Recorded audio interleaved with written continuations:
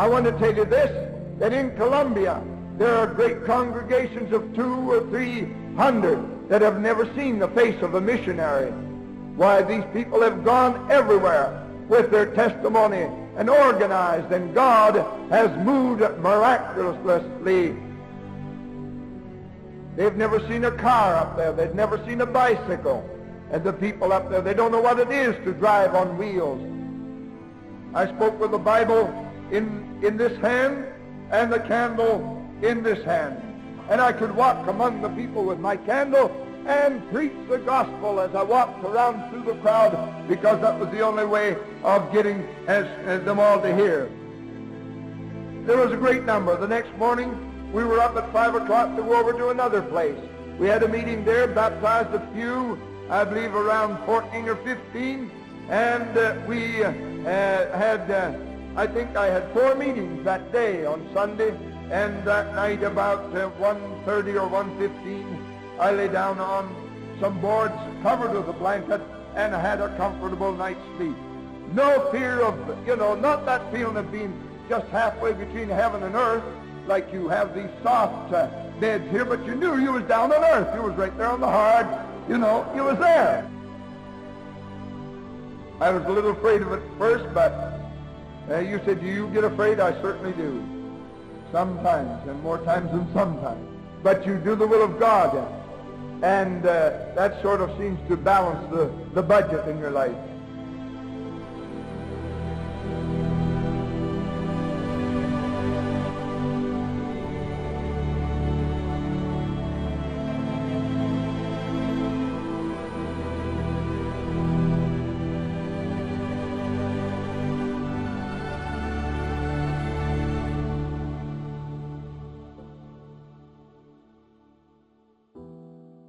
¡80 años! 80 años llenos de desafíos, oportunidades, persecuciones, lágrimas y bendiciones. Un camino que se ha construido bajo la dirección de Dios, día tras día, noche tras noche, llevando el mensaje de salvación a todos los rincones de Colombia. Y no solo a este país, sino a muchos otros lugares en el mundo. Pero es hora de recordar y hacer memoria de las maravillas que el Señor ha hecho con nosotros, las cuales nos ha ordenado enseñar a nuestros hijos, para que la generación venidera lo sepa, aún los hijos que habrán de nacer, y estos se levanten y lo cuenten a sus hijos, para que ellos pongan su confianza en Dios, y no se olviden de las obras de Dios, sino que guarden sus mandamientos.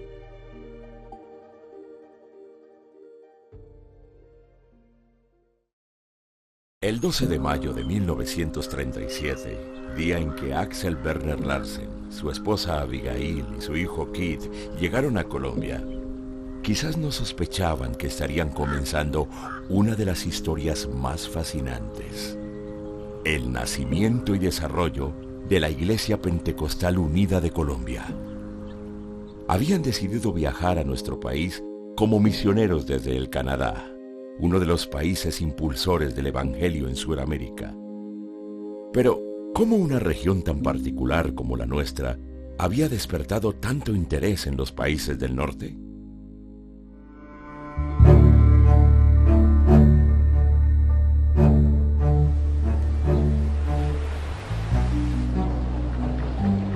Antes de la independencia de los países latinoamericanos, se consideraba nuestra región un territorio ya cristiano por estar regido por el catolicismo. Y aunque este dejaba mucho que desear, no se le quería ofender. No obstante, a principios del siglo XX, las sociedades misioneras del norte se interesaron en predicar el verdadero evangelio a todo el mundo. En Canadá, el trabajo realizado por las hermanas Davis en la provincia de Nueva Brunswick despertó el interés de varios hombres que veían nuestra región como un territorio lleno de almas esperando ser evangelizadas. Entre ellos, el canadiense Wayne Stairs, quien se convertiría en el gestor de la obra misionera que llegaría a Colombia años más tarde. El hermano Wayne Stairs adhiere o conoce el evangelio cuando tiene como 22 años y se vuelve pastor de un movimiento llamado el evangelio completo. Y dentro de ese nombre, que era muy genérico, tanto universitario como trinitario, él tiene la inquietud de las misiones en Sudamérica. Nunca la llamé una visión, sino más bien un sueño. Supongo que podría llamarse una visión nocturna. En mi visión nocturna yo vi a Sudamérica, vi a Colombia, vi la necesidad, vi este país con la mayor claridad con que podría ser visto. Yo escuché el llamado de Dios.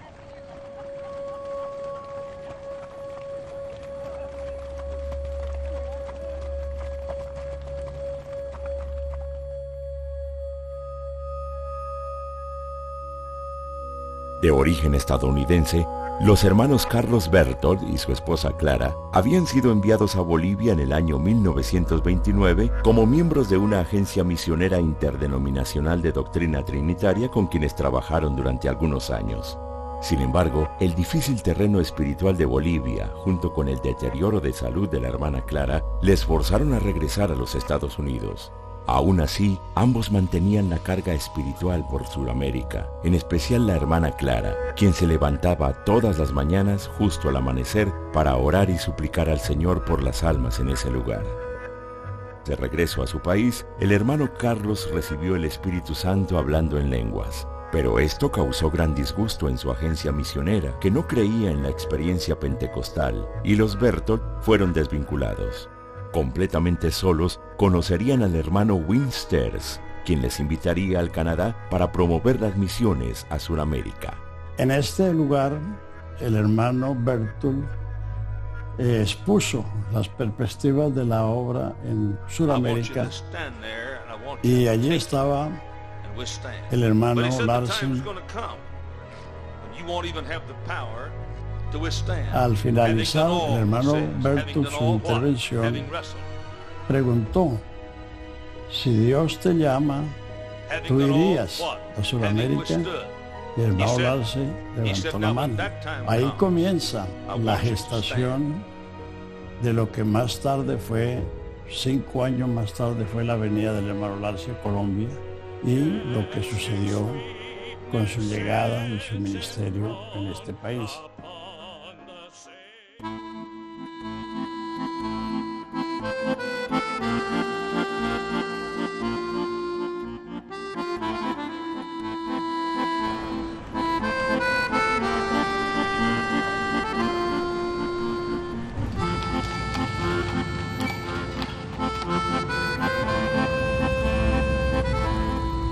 Axel Werner Larsen nació el 3 de noviembre de 1904 en Gamstorp, Dinamarca. Sus padres eran Hans Larsen y Christian Bang. A los 13 años de edad, el joven Larsen escapó de su casa y aunque su madre siempre oraba por él, nunca regresó con ellos. Werner vivió en su país hasta los 24 años, habiendo laborado como inspector sanitario de animales en el campo. Luego se fue para Argentina a más de 10.000 kilómetros de distancia y se radicaría en Buenos Aires por un par de años y aprendería algo de español.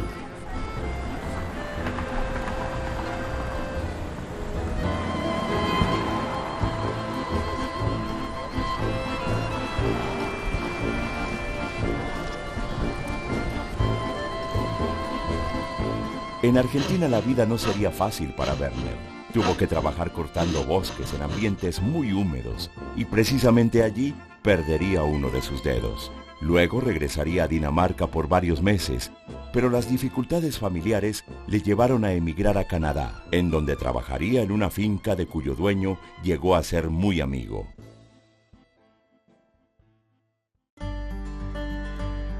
Macadam, una pequeña aldea situada en el extremo sudoeste de Nueva Brunswick, Canadá, se encuentra a pocos metros de la frontera con Estados Unidos. Con menos de 1.000 habitantes, en esta aldea funcionaba una de las estaciones de ferrocarril más importantes de los años 20, la estación de Macadam. Esa estación de ferrocarril en Macadam era famosa. Era como un cruce de caminos o algo así, muy importante, que había adquirido bastante auge. Mucha gente llegaba, y creo que porque el desarrollo de la región lo había hecho posible. A esta aldea llegaban personas de todo el país, incluyendo creyentes de la Iglesia Pentecostal del Evangelio Completo. Werner Larsen trabajaba a pocos minutos del lugar. Los sábados bajaba al pueblo con sus compañeros, sus amigos, para divertirse, en lo que un mundano normalmente hace. Pero ese sábado que bajaron, había una campaña frente al ferrocarril. Así que él, frente a esa estación de ferrocarril, hay una carpa. Y entró con los amigos, y los amigos querían burlarse. Me dijo, no, yo no me burlo. Él venía de familia luterana. Creo que volvió a los 8 días, y entonces el evangelio lo toca, y él acepta al Señor. En una de estas carpas, Werner sintió la presencia de Dios por primera vez en su vida y continuó asistiendo a los cultos en espera de ser bautizado, pero el clima lo complicaba todo. Era época de invierno, sí, porque él acepta al Señor en enero, pleno invierno. Habría que esperar por allá abril o mayo para que se debiera el deshielo y la agua esté un poco más cálida. Werner insistía en ser bautizado, a pesar de las bajas temperaturas y el inclemente frío que había llegado con mayor fuerza que nunca. Así que estaba con hielo y estaban esperando ese tiempo. Y dijo, no, yo me quiero bautizar. Prefiero congelarme aquí que no quemarme en el infierno. Tuvieron que romper la capa de hielo y bautizarlo. Su particular bautismo no sería lo único que ocurriría en esa ocasión. Allí, en Macadam, el hermano Werner se enamoró de Abigail Staples, una de las grandes evangelistas de la época de 24 años, y con quien se casaría a los pocos meses, el 22 de junio de 1932. La hermana era una mujer muy estudiada, la mujer preparada, y el hermano Larsen, pues no. Y él era un inmigrante y una persona que no hablaba bien inglés, y mucha gente, o una gran mayoría de personas, se pusieron en contra de esta decisión porque pensaban que el ministerio de la hermana Abigail se iba a echar por el suelo debido a que no se casaba con otro gran predicador o otra gran promesa del ministerio. Aún así, los Larsen se fueron a Newcastle Bridge, a 2 horas de Macadam, ubicándose detrás de un tabernáculo en donde vivirían por más de un año. La hermana se quedó embarazada, tuvo un bebé. Ese bebé nadie sabía que ella estaba embarazada. Era una niña, a la cual le pusieron el nombre de Christiane Eloise.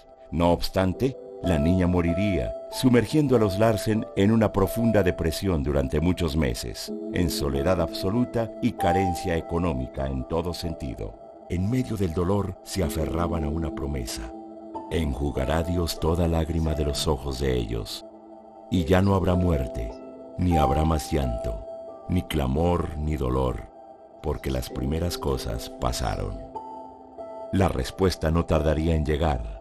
A los pocos meses, Abigail quedaría nuevamente embarazada de un niño al que llamarían Kid. Más tarde, los Larsen serían asignados como pastores en Chipman, Canadá, y finalmente designados por el hermano Sters como misioneros en Colombia. Werner había aceptado su llamado misionero 5 años atrás, una visión que Abigail también compartía. Hay un país que se llama Colombia, ¿cierto? Dice, sí, a ese país es el que yo quiero ir. Dice, pues yo tuve una visión que había un harvest, una cosecha, y que se encendía y que salía un fuego y que atravesaba y llegaba a Colombia. Y dice, y que el Señor le decía, ve a ese país que se llama Colombia. En el Boletín Semanal del Evangelio Completo de abril 21 de 1937, se registraba el envío de los hermanos Larsen como misioneros a Colombia. El hermano Werner y la hermana Abigail Larsen y su pequeño Kenneth están listos para ir a Sudamérica tan pronto los documentos se hayan completado. Oremos por ellos y cualquier apoyo que usted desee otorgarles será muy apreciado. Envíe sus contribuciones a Winsters, nuestro secretario misionero en la calle Stephens de Nuevo Brunswick. La duda todavía persistía en aquellos que no veían en Werner a un misionero. Tuve de profesora a una de las hermanas que lo conoció a él pues como creyente. Ella no le decía hermano Larsen, le decía Werner. Sí, lo tuteaba porque para ella era un hombre joven.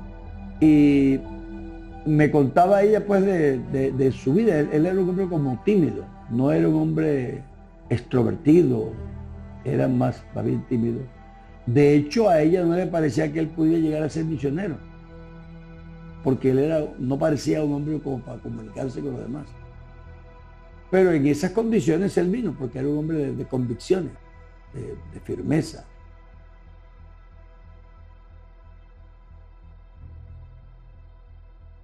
Con el apoyo de la iglesia canadiense y hechas las gestiones pertinentes, los Larsen viajaron de Fredericton a Nueva York en abril del año 1937.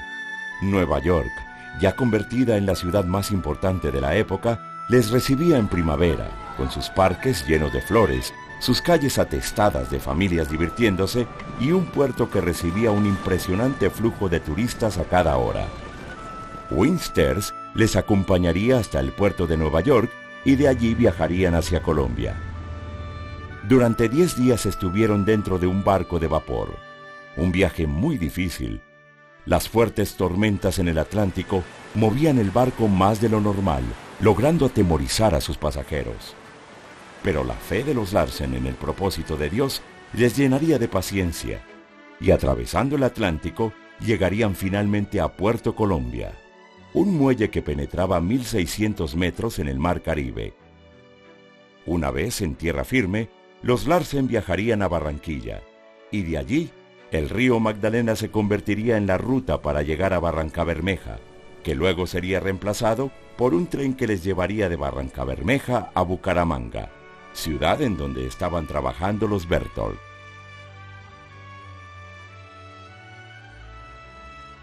Un país completamente nuevo para esta familia misionera, que llegaba expectante a una tierra desconocida y a la vez exótica para los extranjeros que veían con precaución y a la vez asombro sus imponentes paisajes.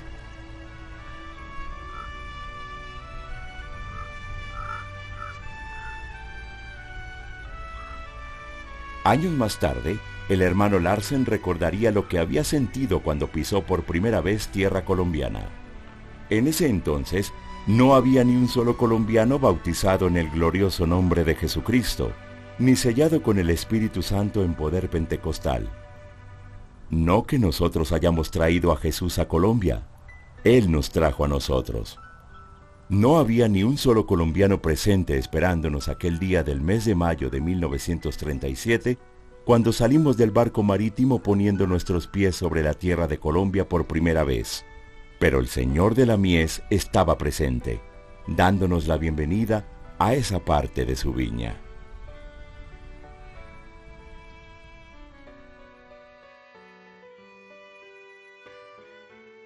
Eran muy pocos los extranjeros que habían oído hablar de Colombia, y mucho menos quienes la conocían personalmente. ¿Con qué se encontraron los misioneros entonces?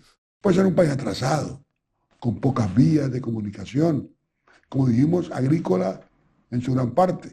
Todo esto venía acompañado de hostilidad religiosa por el dominio absoluto de la Iglesia Católica y el rechazo de la gente ante nuevas creencias. Mucha incultura en nuestro país, en Colombia, mucha incultura en cuanto a recibir a otras personas de otra manera de pensar, y más siendo evangélicos. Los hermanos Berthold ya estaban en el país desde el año 1932.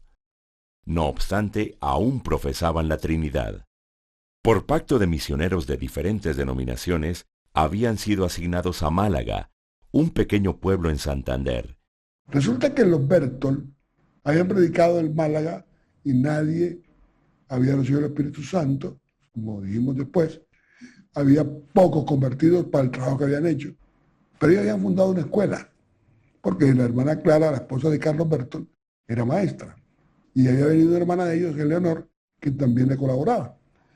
Entonces, un señor Prudencio Tolosa tenía una finca en Loma del Salado, y justamente él quería que dejaran una maestra para enseñar a los niños y a los peones de la finca.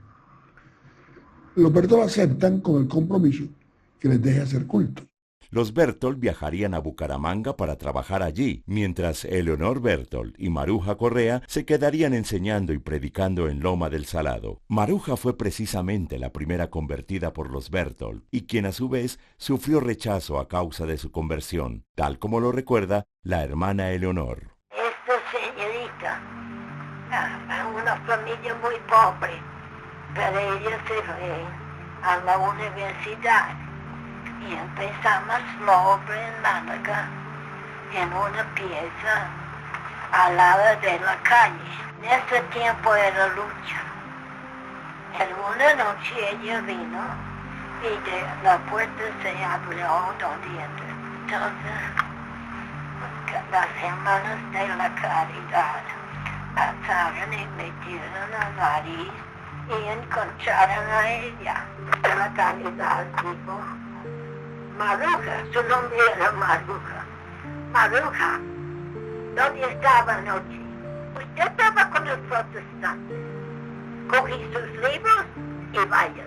Entonces ella muy triste, porque perdió todo su tiempo así. Y vino y nos dijo que no le dejaron ella entrar en la universidad, que ella fue echada afuera. Entonces mi cuñada dijo, señorita, no se afana, Dios tiene algo mejor que universidad. Confía en él. Y ella fue la primera que recibió el Espíritu Santo así, hablando en lenguas. Y es que, en un país tan católico como Colombia, ser o volverse evangélico era prácticamente un delito, una grave falta, provocando un fuerte rechazo en los círculos familiares, sociales y académicos. El entorno, el contexto religioso, social, político colombiano es que usted es colombiano, usted es católico. Es decir, que la nacionalidad y la religión eran una sola cosa. Esto venía añadido a la idea religiosa de que el pecado y el hombre también significaban lo mismo. Es decir, que si yo tengo pecado, yo soy el pecado y me deben destruir. Porque si no, el pecado sigue conmigo. Eso hizo que si esta persona tiene el diablo, la única forma de sacarle al diablo es acabando con él. Un profundo odio que se justificaba por la necesidad de proteger la religión oficial, la católica, de la llegada de los protestantes. Yo hablé una vez con un rabino en el Canadá y al yo explicarle las cosas que pasaban aquí en Colombia, él me estaba contando las tragedias de los judíos. Y cuando yo le conté lo que pasaba aquí, él no me podía creer. Porque en Colombia hubo gente que con el cuchillo le pelaban la piel y sobre todo en la planta de los pies lo ponían a caminar en carbones encendidos, sin piel. Le cortaban la garganta y le secaban la lengua por ahí, le hacían corte de corbata. Había uno que le decían el mosquito. Entonces él se le cortaba la parte de arriba del cráneo y se tomaba la sangre ahí. Entonces las cosas que pasaron en Colombia fueron bestiales. Es decir, totalmente fuera de todo contexto humano. Eso fue una cosa impresionante. Desde ese entonces ya se percibía la fuerte persecución que enfrentaría la Iglesia mientras se abría camino en un país tan hostil y religioso. Afrentas, torturas, asedios, encierros, asesinatos brutales y muchas otras pruebas que llegarían con el paso de los días y en donde la fe en Cristo sería probada bajo un fuego mordaz y despiadado.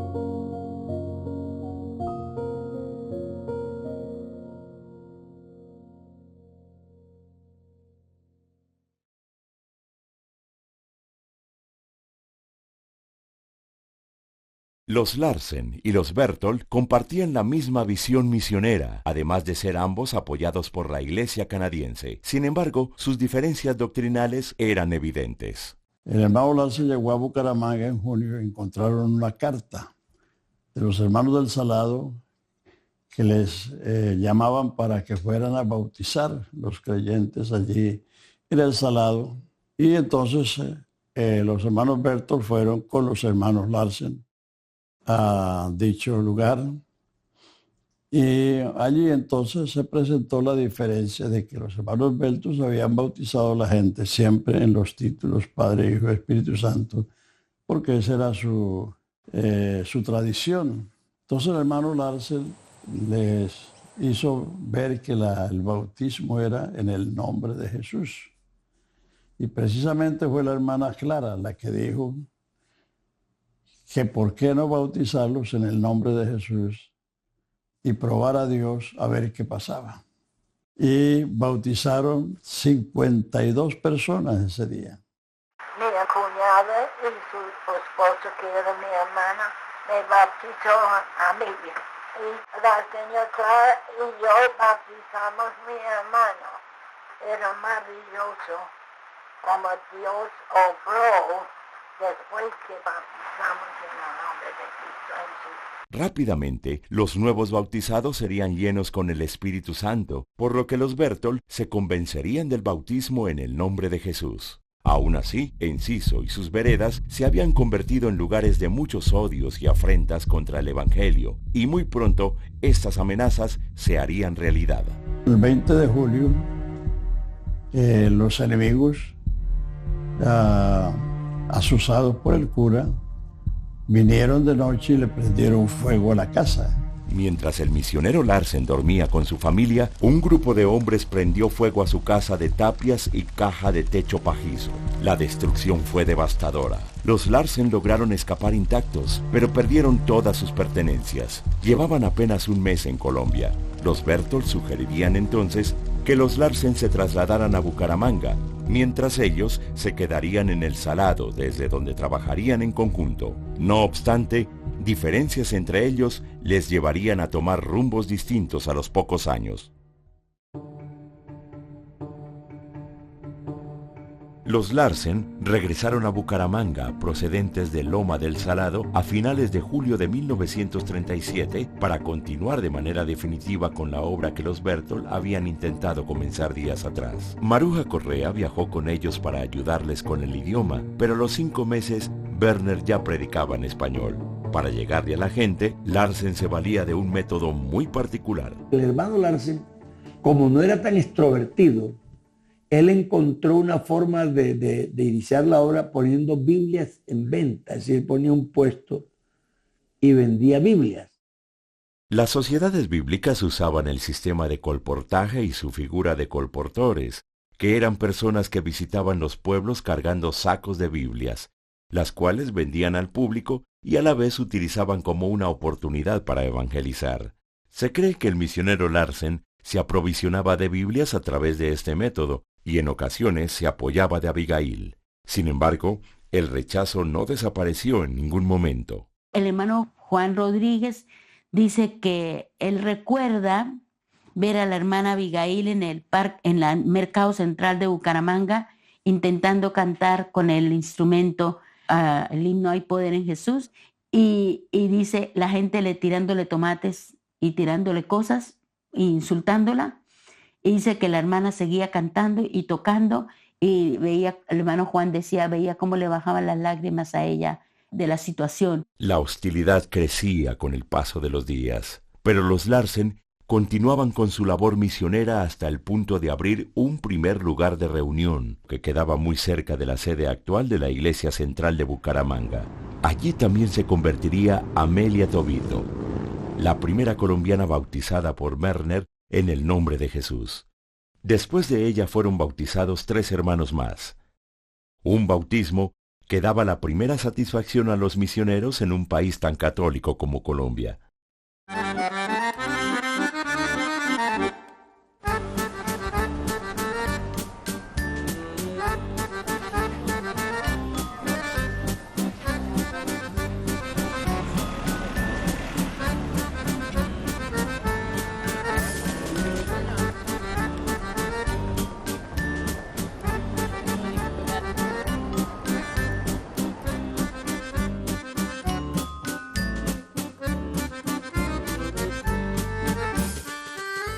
De corriente bautista nacería el 24 de octubre de 1911 Fayetta Barnard en los Estados Unidos. Mi abuela era una mujer pequeñita, medía creo que unos 50, era miniatura. Caminaba súper rápido, pasos pequeñitos, rápidos, y era una mujer muy dinámica. Fayetta creció y vivió en la ciudad de Meadville, Pensilvania, en donde fue bautizada en la Trinidad a sus 12 años. De su propia iniciativa, ella decidió ir a estudiar al Instituto Bíblico, el Moody Bible Institute, que queda ahí en Chicago.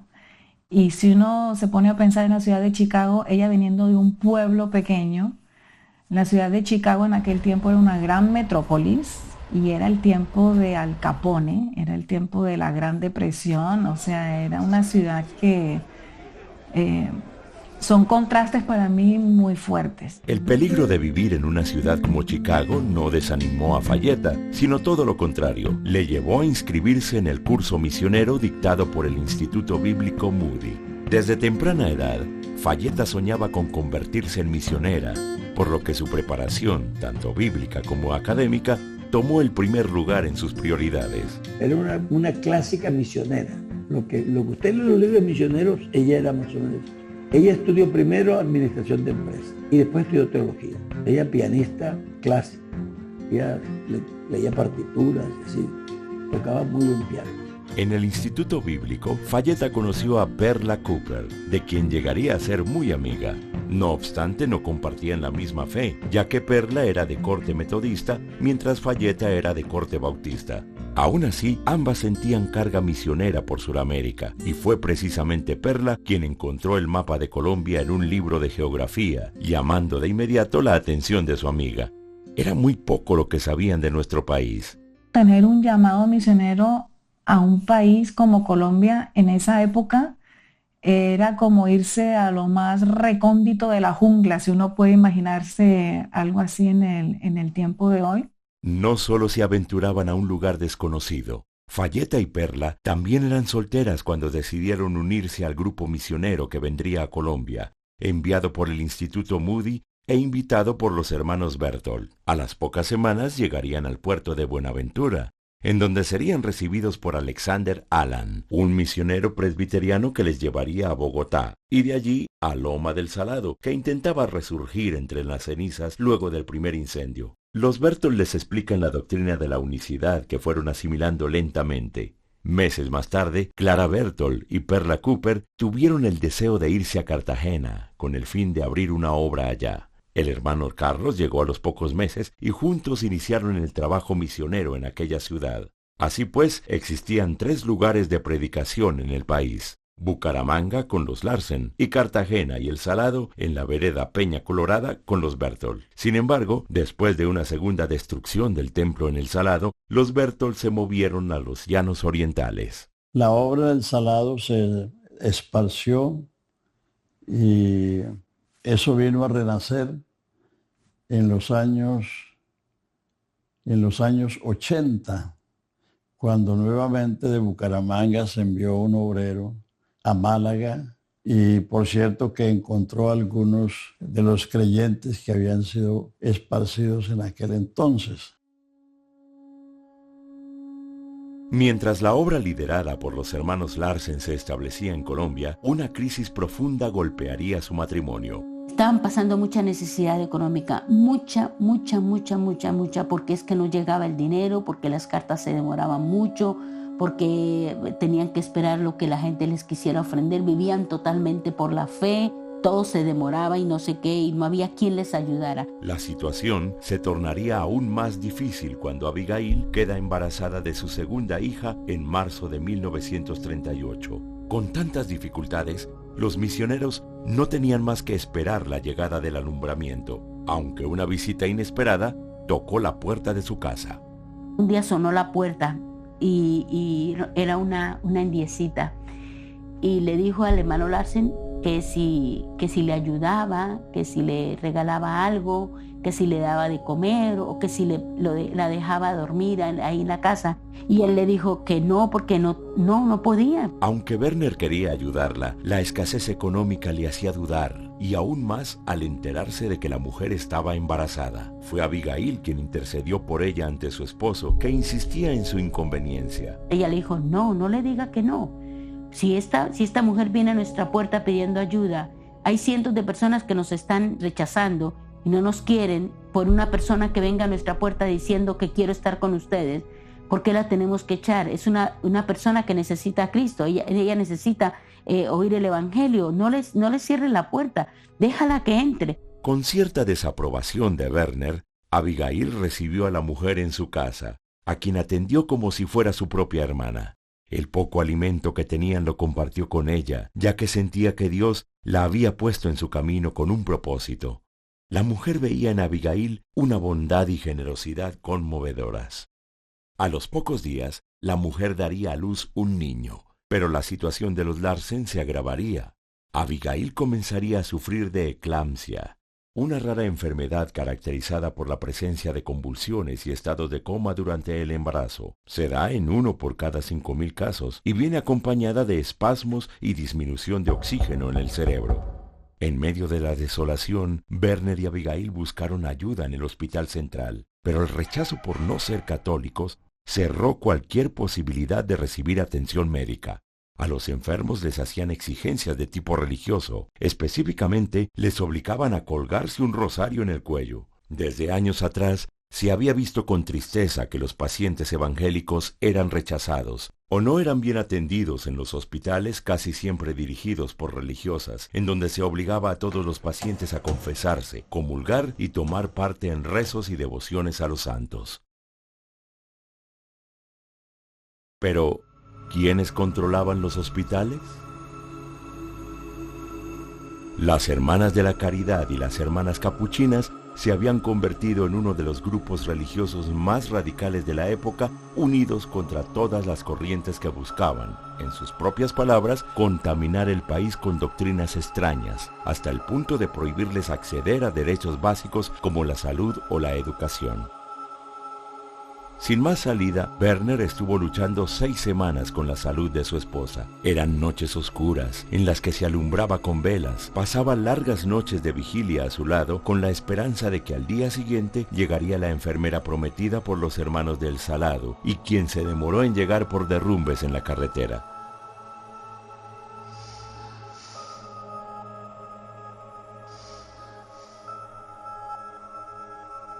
Abigail finalmente murió el 9 de diciembre de 1938 al dar a luz una niña, a la que Werner puso el nombre de su madre, Abigail, y un segundo nombre, Miriam.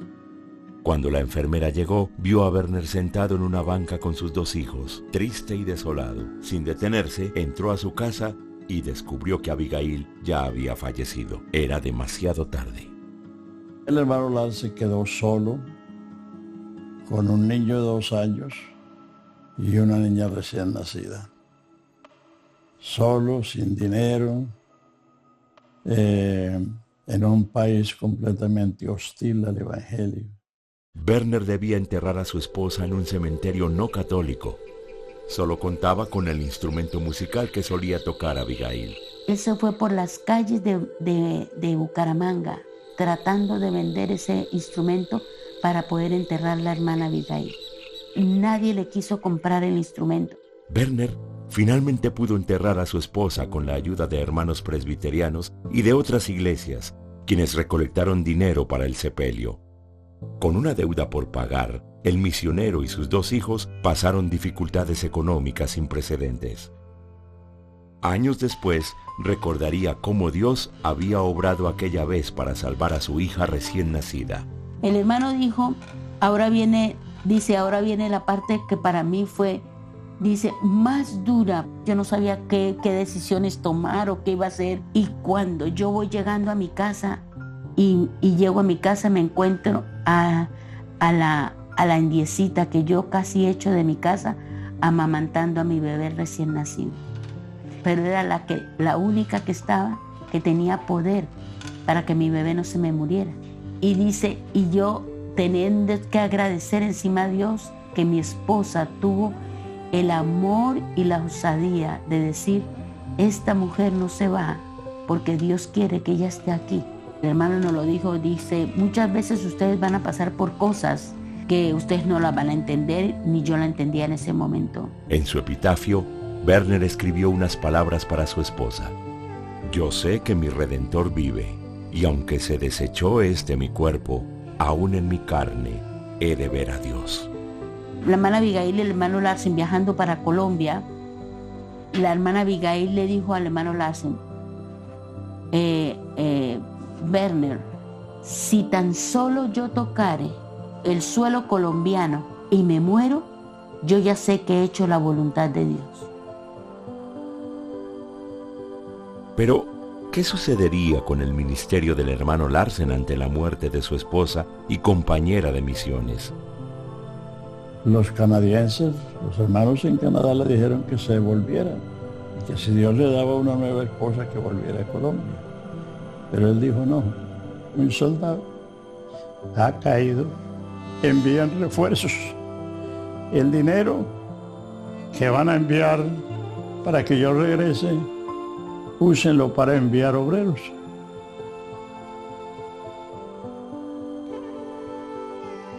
Mis amados hermanos, como ustedes habrán oído, nuestra hermana Abigail ha partido con el Señor. Fue una mujer llena de fe, gracia y amor.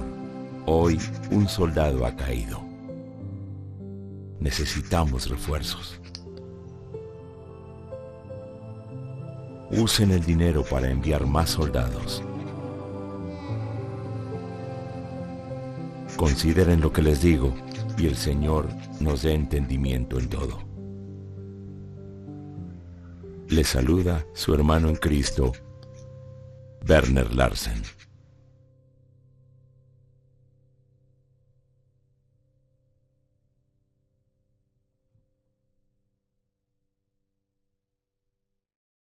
Sin duda, la muerte de Abigail tendría un impacto emocional profundo sobre Werner, cuya personalidad introvertida le impedía expresar abiertamente el dolor por la ausencia de su esposa. Ahí empezó la iglesia a mirar a Larsen como el líder que llegó a ser. Porque empezó a aflorar el tipo de persona que realmente era, a que lo conocieran como las personas que no lo habían conocido.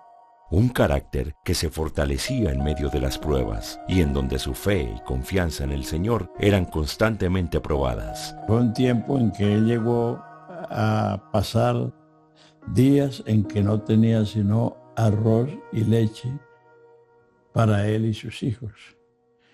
Porque en ese tiempo las cartas se demoraban meses.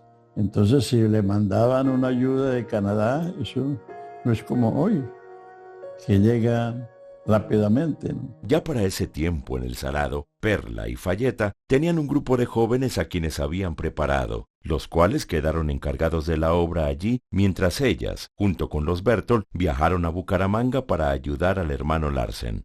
Fayeta, años más tarde, relataría su encuentro con Werner. Él era alto, hermoso, pero muy triste.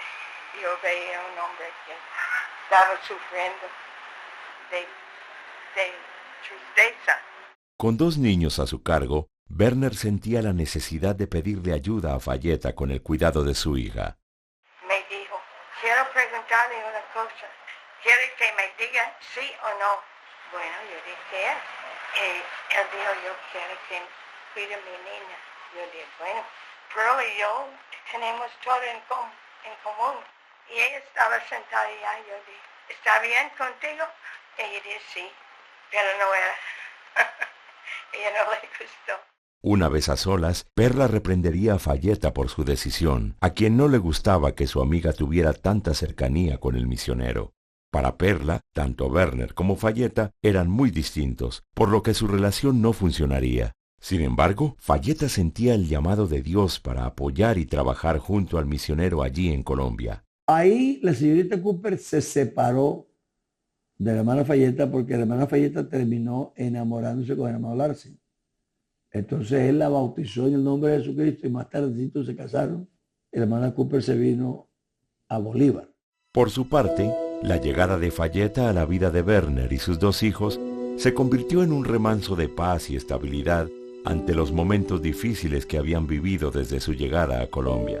Dios se la preparó porque ella, en sus devociones personales, recibió la revelación de Jesucristo como Dios y recibió el Espíritu Santo. Sola recibió el Espíritu Santo. Entonces cuando el hermano Larsen fue a hablarle a ella del mensaje, ella dijo, yo creo así, porque yo lo he visto así en la Biblia, y lo citaba, a donde decir, ella tuvo una revelación personal, Dios le preparó a esa mujer a él. El mismo día de ser bautizada por el hermano Larsen, también fueron bautizados un grupo de hermanos que serían clave en el crecimiento de la obra, incluyendo a Jorge Blanco y Campo Elías Bernal, quienes para ese entonces tenían 9 y 12 años. Llegado octubre del año 1942, el hermano Larsen cumplía 5 años de trabajo en Colombia, por lo cual fue invitado por el hermano Sters para que viajara a Canadá, con el fin de tomar un descanso quinquenal. Era una actividad habitual de las familias misioneras. Dejando una iglesia en Bucaramanga de cerca de 30 personas, los Larsen partieron a Barranquilla. Sin embargo, un acontecimiento mundial bloquearía sus planes. En esa época estalló la Guerra Mundial. Su país, Dinamarca, fue invadido por los nazis. Entonces, los ciudadanos daneses eran del otro bando. Así que cuando él pretendió volver a Barranquilla, que era el puerto por el que salían los barcos para allá, no le permitieron salir, porque él era danés, no se había nacionalizado canadiense, él era danés. Entonces no pudo salir. Eso lo retuvo en Barranquilla y lo llevó a tener que esperar y a poner su venta de Biblias ahí. Él encontró en el costeño un elemento que le sirvió mucho, y es que al costeño le gustaba leer. Entonces las Biblias volaron. Él vendió Biblias hasta que agotó la existencia que tenían las sociedades bíblicas. Barranquilla se convertía en un remanente de paz para los Larsen, con resultados prometedores, por lo que decidieron no tomar su licencia en ese tiempo. Él comenzó en el barrio abajo. Ahí comenzó la obra, después pasó a la calle Caracas y después pasó a la calle 57, donde hoy está el templo de la iglesia en Boston. La iglesia comenzó a crecer en esta ciudad a un ritmo rápido y sostenido. En Bucaramanga, en 7 años, si bautizaron 10 personas, fue mucho. Eso en Barranquilla no pasó, en Barranquilla fue más rápido. Por su parte, la obra en Bucaramanga quedó a cargo de los misioneros James Ball y su esposa Gracia, quienes habían sido enviados por la Iglesia de Estados Unidos en 1941, y aunque no se habían unido con la canadiense, sí se apoyaban mutuamente en el trabajo misionero. Desde su llegada a Bucaramanga, años atrás, el hermano Larsen había buscado un abogado, quien le recomendó establecer la iglesia a través de una asociación, que él llamaría Asociación Evangélica Pentecostal, y la cual era gobernada por el Concilio Misionero, en ese entonces conformado por él y su esposa. Pero, ¿cómo se desarrollaría el liderazgo del hermano Larsen? El hermano Larsen fue un hombre que sí tenía una mente organizada. Entonces, aunque él no tenía un referente, él sí tenía un concepto organizacional. Por ejemplo, el hermano Larsen, para enseñar la escuela dominical, él enseñaba y después de la escuela dominical nos repartía la lección escrita. Werner era consciente de la importancia de capacitar a sus obreros para la obra. Dios le dio a él obreros activos, obreros que hicieron cierta obra que él no hacía. Eso se lo dio porque él nos enseñaba que Dios nos da las herramientas del trabajo. Tú lo único que tienes que hacer es obedecer a su llamado, porque Él va a obrar. Hay que confiar 100% en Él, depender de Él. El hermano Larsen siempre enseñaba a los convertidos a servir y a trabajar sin descanso y sin pausa, ya que miles de almas estaban esperando a que alguien les hablara de Jesucristo. Teníamos unos cultos especiales en la central en Bucaramanga y habían invitado personas, habían pasado invitaciones, cantaba el coro, tenía todo preparado y mi papá se enfermó. Y mi mamá llama, pero urgente al hermano Larsen. Hermano Larsen, ayúdeme. Es que el hermano Campos se enfermó y yo necesito un predicador. Dice, ¿para cuándo? Dice, para mañana por la noche. Dice, salgo inmediatamente para Bucaramanga. En ese tiempo no era fácil llegar a Bucaramanga, desde Barranquilla. Cogió su jeep y al antecito del culto estaba llegando con polvo hasta la coronilla el hermano Larsen y la hermana Falleta, con una generosidad de apoyar. Ay, no, el camino es muy largo, yo estoy muy cansado, o no sé qué, no, de verdad. Y fue una bendición, una bendición. Una de las enseñanzas más comunes del misionero era la importancia de la oración y la necesidad de ser sensible al Espíritu. Me conmovió siempre su predicación con el quebrantamiento. Yo siempre lo recuerdo a él predicando y llorando. Era algo que para mí fue me tocó bastante su sensibilidad al espíritu y el amor. De él, que digo, un hombre íntegro, un verdadero misionero. Ahí escribo en el libro cómo era su ropa. No tenía 6 vestidos, tenía un solo vestido, porque todo el dinero que venía del norte era para los obderitos, como lo llamaba él. Él hablaba mucho en diminutivo, las dorquitas, las hermanitas, los obderitos. Y lo que recuerdo y aprendí, la sencillez, un hombre muy sentimental, muy espiritual, pero pocas personas lo veían reír porque él era como más dado a la oración. La hermana Fayetta Larsen también se convertiría en un ejemplo a seguir en palabra, conducta, amor, espíritu, fe y pureza. Una mujer muy activa, llena de virtudes, una gran maestra. Nos enseñó el verdadero servicio a Dios, cómo se debe hacer. Fayetta, precisamente, compartía sus conocimientos en música con los obreros, una herramienta fundamental en el evangelismo. Todos los hermanos, todos los obreros que salieron del ministerio de mi abuelo y de mi abuela, de los Larsen, todos tocan el acordeón y todos evangelizan con un acordeón. Sí, el hermano Eliseo, el hermano Luis Fontalvo, la hermana Isabel, el hermano Álvaro, la hermana Laverne, todos, el mecanismo que ellos usaban era irse a una plaza en alguna parte y empezar a tocar un himno en un acordeón, y cuando la gente se rodeaba, entonces nos evangelizaban. Ella entrenó al hermano Manuel Bernal, ella entrenó a mucha gente. Les enseñó a tocar el piano, les enseñó a tocar el acordeón, a cómo usar ambas cosas dentro del ministerio del evangelismo. Dios, bajo el liderazgo de los hermanos Larsen, se glorificaba entre su pueblo, añadiendo cada día a la iglesia los que iban a ser salvos. Había algo que uno no podía explicar, y era el denuedo con que hablaban esos hombres. No eran muchos porque no había muchos predicadores, ya les digo, el grupo era pequeño, pero hablaban con todo el alma, con todo el corazón, daban el mensaje que traían, y eso era lo que convertía a los pecadores.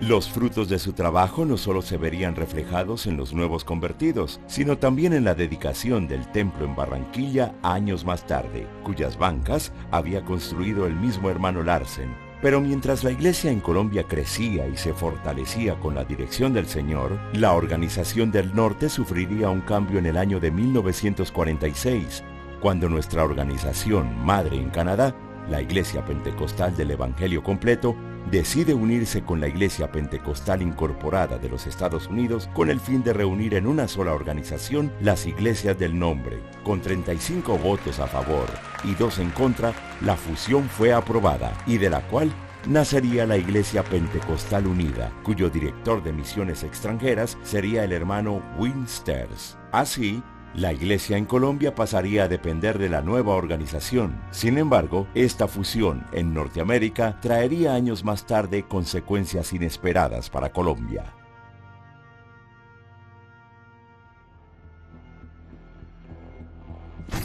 A finales de los años 30, estallaría la guerra más sangrienta en la historia. El gobierno de Hitler se planteó como objetivo la formación de un gran imperio que dominara Europa de esquina a esquina, por lo que vio en la guerra su principal instrumento para lograrlo. Después de asegurar la neutralidad de la Unión Soviética, Alemania desata la Segunda Guerra Mundial con la invasión de Polonia en 1939. Gran Bretaña y Francia responderían muy pronto a la declaración de guerra contra Alemania, y Estados Unidos se les uniría a los pocos meses.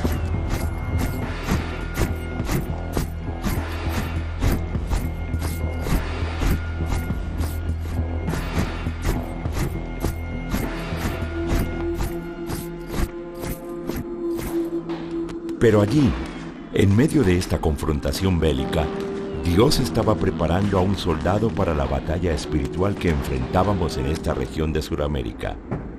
La petición del hermano Werner, cuando murió su primera esposa, pidiendo más soldados, sería respondida en forma literal. pues precisamente desde el campo de batalla llegaría el soldado Bill Drost, un guerrero que vendría a militar en esta viña del Señor. Pero, ¿quién era Bill? ¿Y cómo era su vida antes de llegar a Colombia? Mi padre era de esta parte de Canadá que se llama New Brunswick, que es la parte este, es la parte más, una de las partes más pobres de Canadá. Y mi padre era de un pueblo muy pequeño, un pueblo que se llama Minto.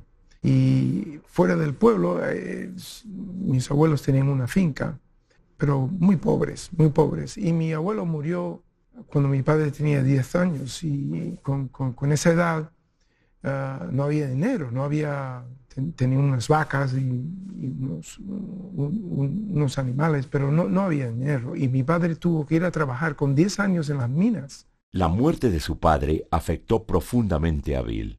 Para ese entonces, su familia se había acercado al cristianismo, pero no de la forma más correcta. Before his father died, the family had met a sect of preachers called the Go Preachers. These people didn't believe in church, they just had house meetings, and they were vehemently against church. But Bill saw that there was definitely a change in his parents' life, and he'd get up in the morning and hear his mother praying for her family. A sus 10 años, Bill vio y conoció a un grupo de pentecostales que hablaban siempre del Espíritu Santo. Además, uno de sus grandes amigos se había convertido por su mensaje, por lo que Bill decidió asistir a una de sus reuniones, causándole un gran disgusto a su madre. His mother made it a more complicated story. She was very convinced about what the Go Preachers taught her, and she had it in her head that whatever they said was perfectly correct. Atemorizado por las amenazas de su madre, Bill decidió alejarse del grupo, pero 4 años después sentiría el deseo de visitar nuevamente a los pentecostales. Siempre mi padre sentía un llamado. No sabía a qué, pero sentía un llamado. Y cuando él primero conoció a Jesús, eran unos cultos en carpa que había cerca de donde vivía mi padre. Y mi padre fue ahí y encontró al Señor y fue lleno del Espíritu Santo y su vida cambió. Durante aquellos años, Bill también conocería a Win Sters, a los esposos Berthold y a Werner Larsen, quien aún no había viajado a Colombia. Al igual que Werner, Bill también llevaba la misma carga por el Evangelio. Años más tarde, los vientos de la Segunda Guerra Mundial llegarían al Canadá. Para Bill, unirse al ejército sería la oportunidad perfecta para iniciar su trabajo como evangelista. One day he approached 2 young men, and this young soldier looked at him very closely, said, "It's all right for you, you're a civilian. You want to join the army and show your Christian faith there, see what it's like." This struck a chord with Bill. And while he was on the tram rattling home, he decided that very evening he would go and join the army because it would present a unique opportunity to talk to young men and to evangelize them. Durante sus entrenamientos para la guerra, Bill conocería a Ruth Evelyn McNeil, una joven de la provincia de Ontario, quien tocaba la guitarra y el acordeón en la iglesia local. Sin embargo, pese a conocerse y enamorarse, eran pocas las oportunidades que tenían para verse. Entonces estaba con el servicio Canadá y ella no podía viajar, ella tenía que tener permiso para todo. Al poco tiempo, Bill viajaría a Europa con la promesa de regresar y reencontrarse con Ruth años más tarde. Pero una vez en la guerra, la fe de Bill comenzaría a ser probada. He was a Pentecostal boy, and he decided he was going to keep his praying and his witnessing and everything else. And of course they ripped him. They called him hallelujah, amen, and all kinds of things. And of course he had a problem too with the officers. It had never occurred to Bill that he would have to kill a man. And when one day they were being lectured about killing people, Bill thought about it, and the Holy Spirit spoke into his spirit, which caused him to laugh.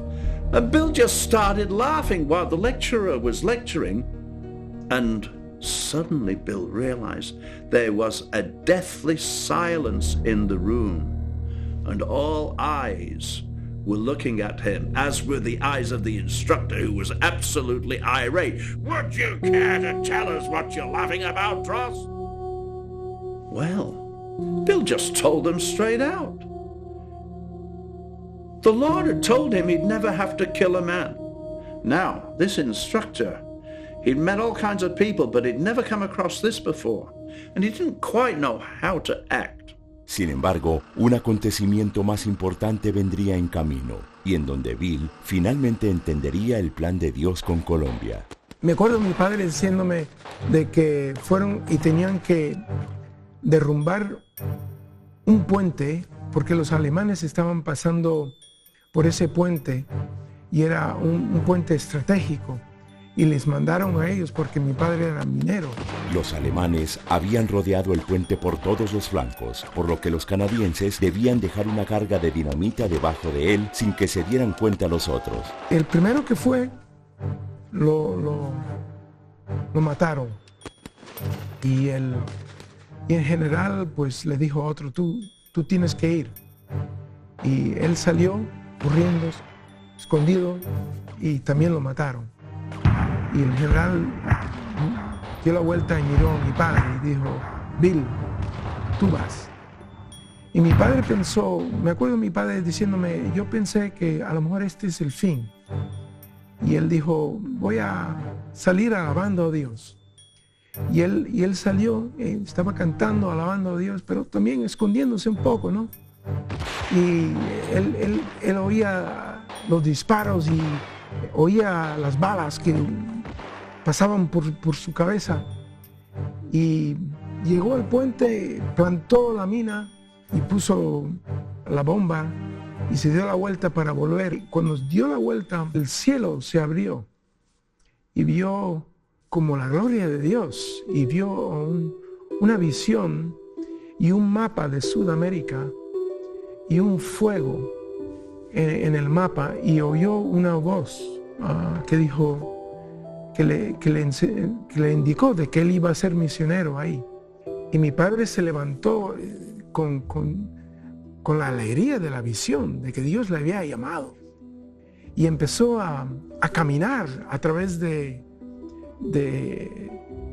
campo, pero no se escondía, sino se levantó y empezó a cantar una canción en inglés que se llama Onward Christian Soldiers, que es caminando soldados de Jesús.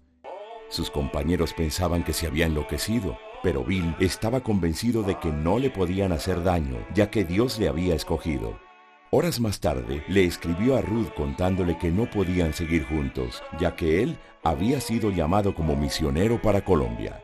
Mi madre fue a unos cultos especiales en Ontario a la misma vez, y había un predicador que vino y predicó acerca del llamado a misiones. También, sintiendo un llamado misionero, Ruth le escribió una carta a Bill diciéndole que debían terminar su relación. En aquel entonces una carta tardaba 10 a 15 días, y se cruzaron y las cartas llegaron a la misma vez. Y claro, entendieron que Dios les había llamado a los dos a misiones. De regreso a Canadá, Bill se casaría con Ruth, y luego serían asignados como pastores en un pequeño pueblo en donde nacería su primer hijo, Gerald. Mi abuela, mis padres, los padres de mi madre. Hice la boda también.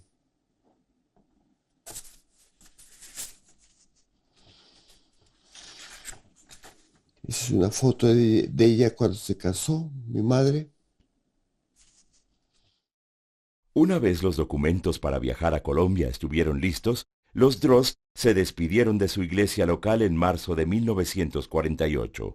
Sin embargo, justo antes de viajar, mataron a Jorge Eliezer Gaitán, provocando una ola de violencia abismal, en donde sus pasaportes fueron quemados, por lo que tuvieron que aplazar su viaje. Semanas más tarde, una vez recibieron los nuevos, Bill y su familia llegarían a Barranquilla con el apoyo de Winsters, y de allí viajarían a Cartagena, en donde se hospedarían con Perla Cooper temporalmente. Pero la relación con Perla Cooper sería difícil, y a esto había que añadirle la hostilidad de la gente, por lo que completamente desanimado, Bill escribió a Canadá con el ánimo de regresar, y justo después de informarle a su esposa de la decisión, se dirigió a la playa a orar. Pero una vez allí, Dios le llenaría de valor para continuar con el propósito que tenía con él en Colombia.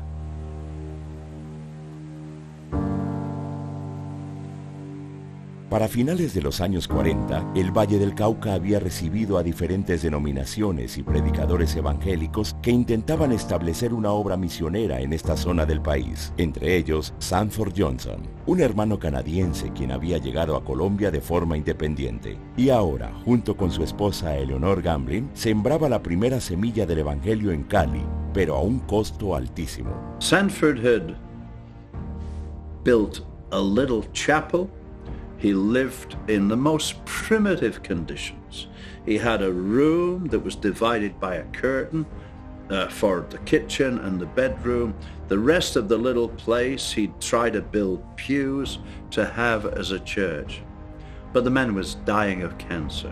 De inmediato, Sanford contactó a Campo Elías Bernal y le pidió que trajera al hermano Droz, de quien era muy amigo. When they arrived in Cali, Sanford Johnson said to Bill, "Bill, I want you to go up to the hill where the 3 crosses are. I've had a great vision of revival in the valley. You go and you capture that same vision." Días después, Sanford descansaría en el Señor, mientras que Bill, Ruth y su hijo Gerald se mudarían a Cali y continuarían los cultos, en donde también nacerían sus gemelos Tomás y Timoteo. Pronto se convertirían en hermanos clave para el trabajo allí, pero así como el evangelio se expandiría rápidamente en esta zona del país, la hostilidad religiosa promovida por la Iglesia Católica empeoraría con el paso de los días. La iglesia estaba muy brava con nosotros porque estuvimos predicando el evangelio. Y esta casa, donde tuvimos los cultos, fue en una esquina. Entonces, la gente alrededor de ella, ellos estaban bravos porque no querían que recibiéramos más gente. Yeah, they were very bad. En medio de la hostilidad y el rechazo de la gente, el hermano Droz había desarrollado un estilo muy particular para comunicarse con la gente. Mi padre había ido a pueblos donde nunca habían visto a un gringo. Y aparte de ser un gringo, era un gringo protestante. Y para ellos, nada, él era un problema. Bill también se valía del humor para romper el hielo con la gente y predicarles, una personalidad en extremo extrovertida. Él era, pues que él hablaba, un cómico, pero decía lo que quería decir en medio de su comicada, él era espiritual, pero a su manera, brincaba, saltaba, si era de predicando correr y brincó una silla, la brincaba. Si era de quitarse la chaqueta y tirarla, él la tiraba, pero predicaba la verdad. ¿Tenía chistes? Ay, tenía chistes, siempre estaba, hasta en entierros lo vi yo diciendo chistes al hermano Droz. Y me decía, venga, le digo otro chiste. Y el hermano Larsen le llamaba la atención. Y él le llamaba la atención porque el hermano Droz era un payaso, de gracioso, de bromista. Su español era súper malo. Recuerdo que una hermana se le acercó para orar por ella y entonces él dijo, hermanos, pónganse en pie que vamos a orinar por esta hermana. Y claro, toda la gente suelta la risa, pero al mismo tiempo a la gente le encantaba escuchar. La forma de conducir de Bill, que le puso en más de un apuro, también reflejaría su personalidad.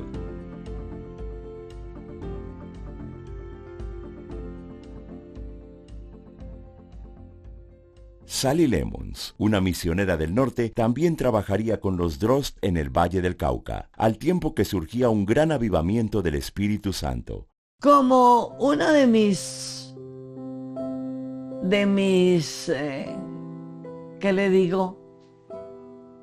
De mis pasiones fue el evangelismo. Entonces, me toca mucho pensar en la pasión por las almas que tenía el hermano Droz. El hermano Droz vivía para el pecador. Si Dios lo sacaba de la cama a la hora que fuera, él estaba listo para atender a un pecador. Donde fuera, en la calle, yo estuve muy cerca de Milagros en su ministerio evangelístico. Podía evangelizar a un niño, como evangelizar a un joven, como evangelizar a un anciano. Él le encantaba el pueblo colombiano, me lo dijo a mí. Me dijo, me encanta Colombia, me gusta el país, me gusta el colombiano, porque el colombiano es inteligente. Well, you see, in Spanish it says, arrepentíos y bautícese cada uno para el perdón de sus pecados y recibiréis el don del Espíritu Santo. And that means you repent and you're baptized in Jesus' name for the pardon of your sins. Well, you see, those Colombians, they confess their sins and confess for the pardon. Now they get a baptism that gives the pardon for your sins. And so it means everything. And let me tell you, it means just what it says.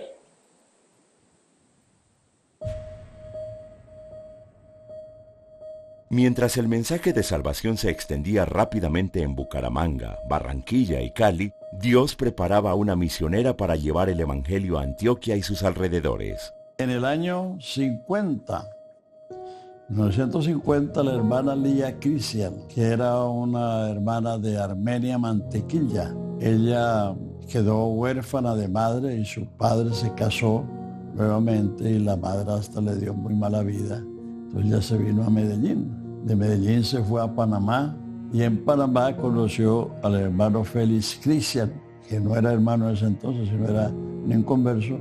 Félix Crisia, de origen polaco, trabajaba como agente especial de la CIA para los Estados Unidos. Desde Panamá, Lía y su esposo viajarían al país del norte, en donde se radicarían por un tiempo. Mientras vivía allí, Lía también se convertiría al Señor y enseguida sentiría una carga muy fuerte por su país, lo que le llevaría a regresar a Colombia años más tarde. Viajó a Barranquilla y estando en el hotel no sabía a qué iglesia ir y no sé qué y no sé cuándo, iba por la calle y vio una americana que iba andando por la calle. Para su sorpresa, aquella norteamericana era Fayeta, quien le llevaría a la iglesia en Barranquilla y en donde sería bautizada por el hermano Larsen en el nombre de Jesús. Semanas después, Lía viajaría a Antioquia para testificarle a sus amigos Mario y Rosario Cadavid. Esa Lía Cristian se fue por todo el Urabá a evangelizar y ella, de esas cosas que Dios hace, logró evangelizar a un líder de los de ese sector, que era el hermano Arturo Estrada, que él no era un hombre educado, pero era un hombre que era inteligente y con liderazgo natural. Y ese hombre agarró el evangelio con una fuerza que llenó todo ese Urabá del evangelio. El hermano Mario igual aquí, trabajó con el hermano Larsen, se mudó aquí un tiempo y con ellos trabajaron. En esa misma época se convirtió el hermano Zúñiga. El hermano Zúñiga en Cartagena pertenecía a una iglesia, se llamaba Cristo Rey, algo así, y era como bautista. Dios derramó su Espíritu Santo, ellos tuvieron revelación, fueron a Barranquilla, el hermano Larsen los bautizó, y ahí entraron como 5 líderes, pero que eran muy buenos. La hermana Lía Crisiak, quien actualmente vive en Itagüí, Antioquia, cumple este año 103 años, convirtiéndose así en el creyente más anciano de nuestra iglesia y testigo directo de la obra de Dios en nuestros inicios. Para la misma época, también llegaría a Colombia el misionero Louis Morley, de origen inglés, quien luego se casaría con la hermana Sally Lemons, y juntos apoyarían la labor misionera en distintos lugares del país. El turno llegaría años más tarde para Bogotá, gracias al trabajo de William Thompson y su esposa Molly, una pareja de misioneros enviados por una iglesia trinitaria de Inglaterra. Mis papás en el año 1947 al fin pudieron conseguir las visas para venir a Colombia. Al principio no estaban dejando entrar a nadie porque fue cuando comenzó, había ese alboroto en Colombia de diferencias y políticas y todo. Pero fueron los últimos misioneros que aceptaron al país antes de que cerraran las puertas a más misioneros. Los indígenas de la Sierra Nevada serían los primeros evangelizados por los Thompson. Ellos nunca habían visto una gringa así de pelo rubio y de ojos azules, y toda la noche venía y le abrían los ojos para mirar los ojos azules y le jalaban el pelo, o sea que ella no durmió. Y dice que la seguían a todo lado, ellas no podían cerrar ninguna cortina ni nada. Entonces un día mi mamá decidió que tenía que lavarse los dientes porque ya dientes postizos, y cuando se los sacó salieron corriendo los asustó. Entonces aquí les está mostrando que no tiene nada, que son dientes postizos únicamente. Meses más tarde, la pareja de misioneros se mudaría a Santa Marta, en donde nacería su primer hijo, quien sería diagnosticado con hidrocefalia, un trastorno que afecta los tejidos del cerebro. Cuando nació mi hermano, ellos oyeron que los pentecostales sabían orar por los enfermos. Entonces llevaron a Tommy a la iglesia en Barranquilla, donde estaba el hermano Larsen. Allá le pidieron al hermano Larsen que orara por él, y él puso sus manos sobre Tommy, y lo único que dijo, según me cuenta mi mamá, es: bendice, Señor, a este niño. Mi hermano fue sano de la enfermedad, que a los 3 meses que lo llevaron a un médico, le dijeron que Tommy ya no tenía esa enfermedad de hidrocefalis, que ya no estaba. Mi hermano fue sano de eso. Allá también estaba la hermana Sally, en ese entonces Lemons, y mi mamá le preguntó a ella cuál era la diferencia en lo que ellos creían y en lo que pues mis papás creían. Y la hermana Sally Lemons se aseguró de informarle a mi mamá de la unidad de Dios. Mi papá siempre tuvo problemas con la Trinidad, por eso le fascinó, y esto decidió que él iba a seguir así, y renunció a la iglesia de la cual eran misioneros. El hermano Thompson y su familia regresarían a Londres y se unirían a la Iglesia Pentecostal Unida Internacional, y bajo el convenio con la Iglesia canadiense serían enviados por el hermano Sters a Bucaramanga, en donde predicarían durante varios años. Annette también nacería para aquella época y luego serían enviados a Bogotá. Pero, ¿cómo se adaptaría esta familia al trabajo misionero en la capital? Mi papá era el serio de los dos, siempre serio. Él no le tenía miedo a nada. Primeramente, para conocer una ciudad, para saber cómo era, él cogía un bus desde donde vivía hasta el otro extremo de la ciudad, y después allá volvía y cogía el bus de regreso. Y esa era la forma que él comenzaba a conocer la ciudad, para ver dónde testificar, dónde hablar. Por su parte, la hermana Molly comenzaría a caracterizarse por su sencillez y buen humor. Mi mamá, ella era diferente, ella era la que era misionera. Ella siempre decía: yo no soy esposa de misionera únicamente, yo soy misionera por llamado. Ella hacía que la casa estuviese feliz. Mi papá viniera a una casa de amor donde siempre estábamos contentos, pero ella no tenía miedo de viajar y predicar. Su compañera siempre al principio era la hermana Gabriela, y después otras hermanas la acompañaban. Muy querida, muy sincera, muy sencilla. Decían que ella era, que como que no le ponía cuidado. Sí le ponía cuidado, lo que pasa es que manejaba la situación diferente a las otras porque no tenían que ser iguales. Pero correcta, servidora y consagrada. Buenos recuerdos de Colombia.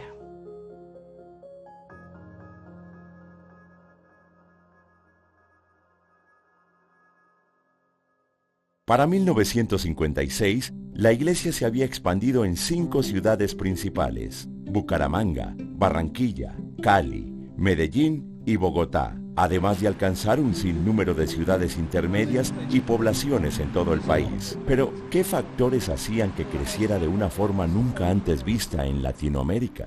El interés que tuvo la iglesia, hay que reconocerlo, en enviar misioneros, porque fueron varios los misioneros que llegaron. El hermano Dross, el hermano Sally Lemos, el hermano Morley, hubo una hermana Berta Carpentier, el hermano Ball, que trabajó en ausencia del hermano Larsen y se quedó unos años más. Entonces uno ve que eran varios, el hermano Johnston mismo, que estuvo en Cali. Y fue un empuje que se le dio a la obra en ese sentido, ¿no? Dios sabe por qué lo permitió. También es muy de destacar en ese tiempo la claridad que tenían algunos. Por ejemplo, cito al hermano Eliseo Duarte. Eliseo Duarte toma la dirección de la iglesia en fundación en el año 59, cuando el hermano Miguel Mariano Peña se va de misionero al Ecuador, y él tiene una claridad. Él había leído un libro que me contó él mismo, Pasión por las Almas. Eso lo tenía muy dentro. Y él, cuando llegó allá a fundación, lo que hizo fue comenzar a abrir obras en diferentes pueblos del Magdalena, lo que hoy es Cesar, ¿no? Y La Guaira. Entonces eso, fíjense que esto se dan todas las circunstancias que ayudan a que la palabra de Dios vaya. Dentro de los líderes que empezaban a surgir en Colombia, se destacaría Campo Elías Bernal, quien trabajó muy cerca de los misioneros durante muchos años y que llegaría a convertirse, años más tarde, en el primer pastor de origen colombiano. Campo Elías era un hombre con unas relaciones humanas extraordinarias. Yo creo que en la iglesia nuestra no ha habido un hombre con unas mejores relaciones humanas que el hermano Campo Elías. Sabía relacionarse muy bien, tenía esa capacidad de llegar a las personas. Además del hermano Campo, poco a poco llegarían hermanos que serían claves en el crecimiento de la obra, incluyendo a Álvaro Torres, Reinel Galvis, Alfredo Montenegro y Jesús María Cardoso, entre otros. No obstante, dos áreas cobrarían especial importancia en el crecimiento y expansión de la obra: Escuela Dominical y las Damas Dorcas. Hermana Larsen pretendía, con buen tino, que predicáramos a los niños en los barrios, y nos colocó a algunos a predicar en los barrios, y ahí comenzaron algunas iglesias también. Precisamente, los niños representaban una oportunidad de evangelismo importante que poco a poco involucraría a toda la familia. Fíjense ustedes que la escuela dominical aún hoy es de los departamentos más organizados que tiene la iglesia, más desarrollados. Produce sus lecciones, produce sus ayudas didácticas, produce la preparación de los obreros, los cursos que se dan. Las Damas Dorcas también se convertirían en un pilar fundamental en el desarrollo de la obra en Colombia, un área que surgiría inicialmente bajo el liderazgo de las esposas misioneras. Ellas eran tres: la hermana Molly de Thompson, la hermana Ruth y la hermana Fayeta, completamente diferentes las tres, la una de la otra, pero se complementaban. Fayeta súper preparada, en de todo, en teología, en música, porque ella no era empírica, ella era graduada en música. Fayeta, precisamente, había encontrado una manera muy particular de acercarse a la gente. Ella veía quiénes eran las personas nuevas que llegaban a la iglesia y a todas las invitaba a comer a su casa. Un domingo las invitaba y esa era la manera de ella integrar a esas visitas, hacerlas sentir bienvenidas a la iglesia. Hermana Ruth muy callada, muy recogida. Y Molly, la loquita, yo le decía, ella se reía, era su acordeón, ella tocaba ese acordeón, pero era de parranda, lo que llamaban parranda, de desorden y de jolgorio, pero espiritual todo, pero eran muy diferentes. Las Dorcas, la idea vino de la hermana Ruth de Dross. Ella reunía a las damas allá, sus hijas espirituales en Cali, los lunes, y le dio la idea a la hermana Fayeta para enseñar a las más jóvenes y sobre todo a las mujeres del campo que íbamos ganando costumbres que glorificaran al Señor, su arreglo personal, cómo hablar. Y eso fue el propósito de organizar las Dorcas. Una generosidad permanente en el servicio que, combinada con una estructura organizacional clara y la formación permanente de líderes locales en distintas áreas, llevarían a la iglesia colombiana a convertirse en un caso de éxito que atraería la atención de toda la región. Esta iglesia colombiana se convirtió en la iglesia estrella de la obra que los americanos y canadienses hacían en el extranjero, porque había sido antes la India. Fue una obra muy grande, pero esta fue la última. Entonces, cuando esto se empezó a mover realmente, empezó a traer la atención. Con un crecimiento acelerado en las regiones principales de Colombia, Dios respaldaba el trabajo de sus siervos en la expansión del Evangelio con milagros, prodigios y nuevos convertidos. No obstante, una situación muy particular en las iglesias del norte vendría a transformar la estructura organizacional en Colombia. En 1953, los misioneros que estaban, hermano Larsen, el hermano Drost y el hermano Thompson y sus esposas formaron un concilio misionero y fundaron a través de una escritura en la Notaría Segunda de Barranquilla una asociación para poner los bienes, los templos, porque hasta entonces eso estaba a nombre de cada misionero en cada región. Los misioneros formaron una asociación denominada Iglesia Evangélica Pentecostal Unida de Colombia. Geográficamente, cada misionero era autónomo en su región, que eran 3. La región norte, que contemplaba desde Antioquia hasta La Guajira, bajo la dirección del hermano Larsen. La región occidental, liderada por el hermano Drost, que cubría el Valle del Cauca, Nariño, el Viejo Caldas, Huila, Tolima y Caquetá. Y la región oriental, que incluía Cundinamarca, Boyacá, los Santanderes y los Llanos, bajo la dirección del misionero Thompson. En el año 1958, el hermano Bill Drost y su familia se trasladarían a Uruguay para continuar con el trabajo misionero en ese lugar, quedando el hermano Morley y su esposa Sally a cargo de la región occidental. De esta manera, funcionaría la iglesia hasta obtener su personería jurídica por parte de la Gobernación del Atlántico en el año 1963.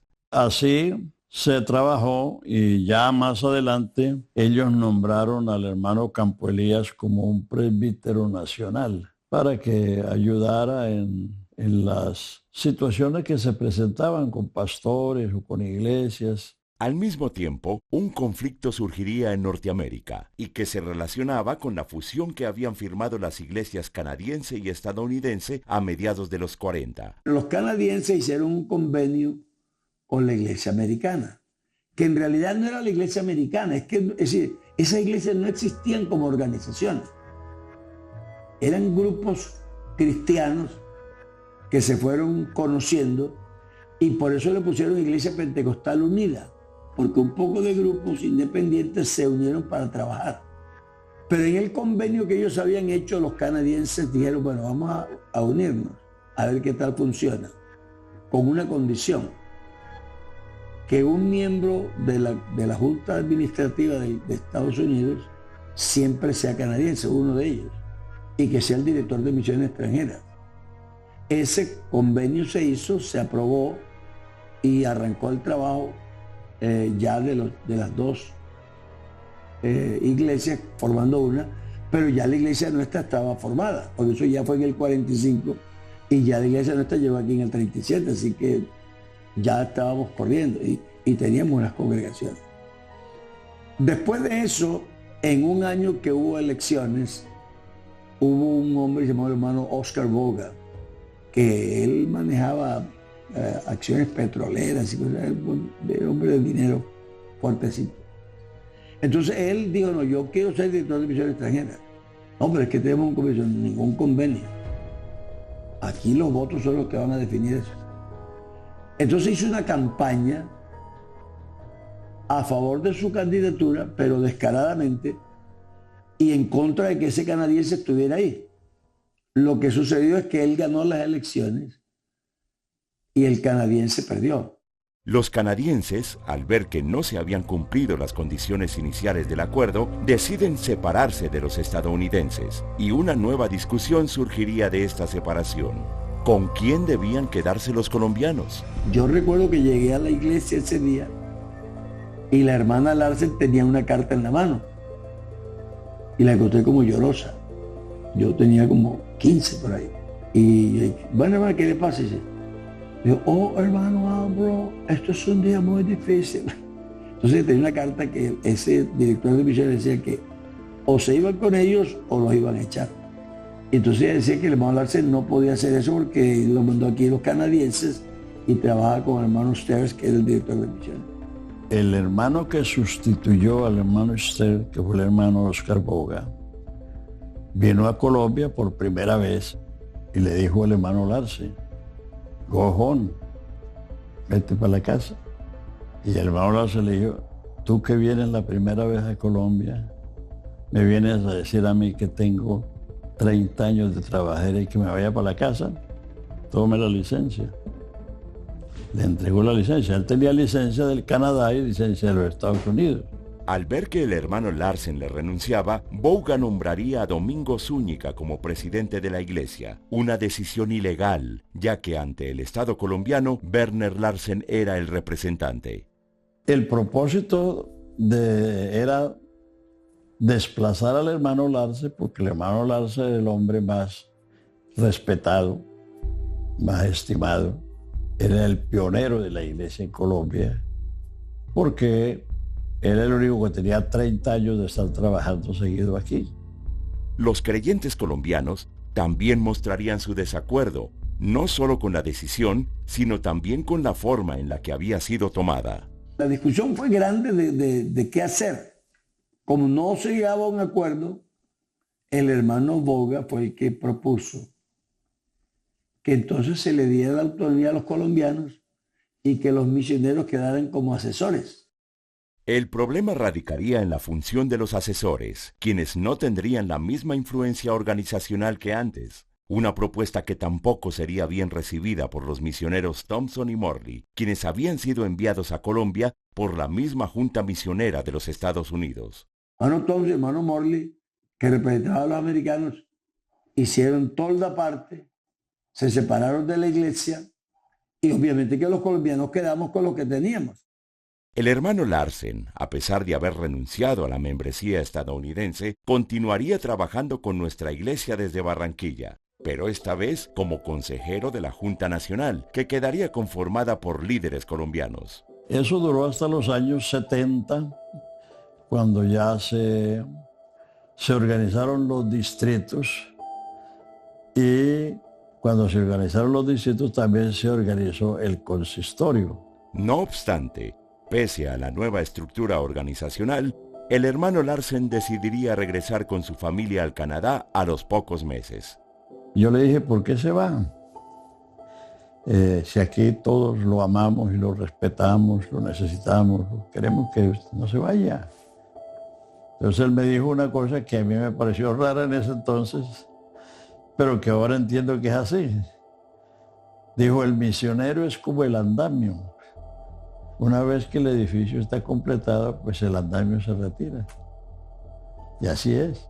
Luego de 33 años como misionero, Werner sentía que su labor en el país había terminado, habiendo dejado establecida una iglesia sólida y creciente. Fue un hombre que predicaba y enseñaba el evangelio.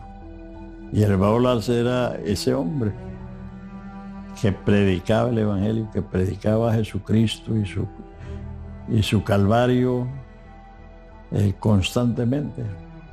Una vez de regreso a Canadá, el hermano Larsen se establecería en Montreal con su familia, sin perder nunca el contacto con la iglesia en Colombia. Era muy frecuente que recibieran cientos de cartas de parte de los creyentes colombianos, en donde les mantenían al tanto de la obra en el país. El hermano Larsen finalmente moriría el 20 de septiembre de 1972 y la hermana Falleta en el año 2002. Ella se murió un 1 de septiembre. Mi abuelo murió en septiembre, mi mamá también murió en septiembre y pareciera que ella estuviera esperando que fuera el mes de septiembre para partir, porque justamente el 1 de septiembre falleció. Falleta, antes de morir, también le había pedido a su familia ser enterrada junto a la tumba de su esposo, allí en Montreal. Su funeral fue en Fredericton, en la iglesia de Sunset Drive, que ahí es donde se congrega mi tío Dwight. Pero a los 2 días más o menos fue el entierro aquí en Montreal y trajeron el cuerpo al cementerio de aquí de Mont Royal. Y fue el hermano Fontalvo que ofició, Luis Carlos Fontalvo, que ofició la ceremonia en el cementerio cuando ella fue enterrada. Y está enterrada juntamente con mi abuelo, con el hermano Larsen.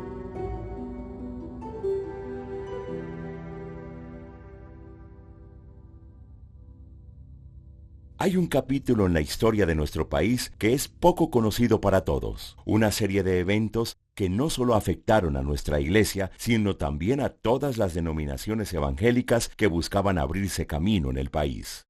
Un capítulo ausente para la sociedad colombiana en general, que desde una mirada distante o quizás permisiva, ha preferido borrar de su memoria.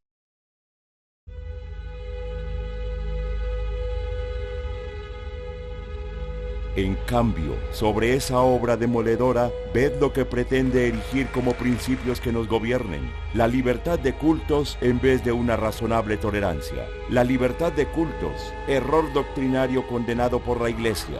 La libertad de cultos en una forma tal que deja a la Iglesia Católica, la de la totalidad moral de los colombianos, al ras con todas las demás religiones falsas, así sean las más exóticas y extravagantes. Con este discurso, el presidente Laureano Gómez les declaraba la guerra a las iglesias evangélicas en Colombia, con el apoyo absoluto de la Iglesia Católica. Gómez, un conservador extremo y educado por las autoridades eclesiásticas, resultó ser un defensor de la derecha religiosa y de la idea de que el gobierno y la Iglesia eran una misma cosa. Era la guerra fratricida de un gobierno conservador que perseguía a los liberales, llamándolos comunistas, ateos, y entre ellos nos incluían a nosotros. Si desde años atrás ya se sentía el rechazo por ser protestantes, la hostilidad empeoraría ahora.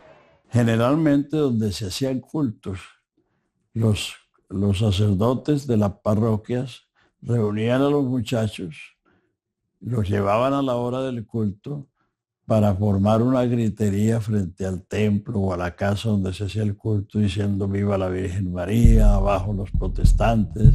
Tenían una canción que decía no queremos protestantes que nos vengan a corromper. Y entre otras cosas eso estaba acompañado de una pedrea. Inclusive en el barrio San Felipe de Barranquilla, que yo comencé los cultos ahí, invité al hermano Larsi para que fuera al culto y infortunadamente le dieron una pedrea en la frente cuando él pasó a predicar. En 1936, una reforma a la Constitución aprobaba la libertad de cultos en Colombia. Sin embargo, la realidad no cambiaría de inmediato. Le hacían a uno la vida imposible. Para ir a estudiar los niños al colegio era súper difícil, muy difícil. Había que ir hasta hacer diligencias para conseguir los permisos.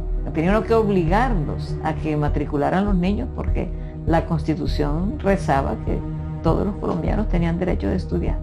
Precisamente, los niños evangélicos, al igual que los adultos, también sufrían represión religiosa y psicológica. Cuando nosotros éramos pequeños y cuando empezó la iglesia, pues la iglesia no era popular y ser evangélicos era una desgracia.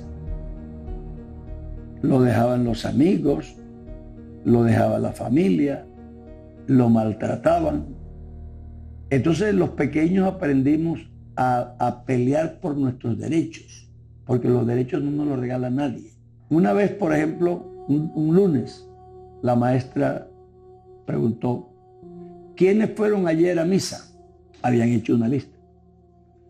Todos fueron, menos Álvaro Torres. Álvaro, salga acá.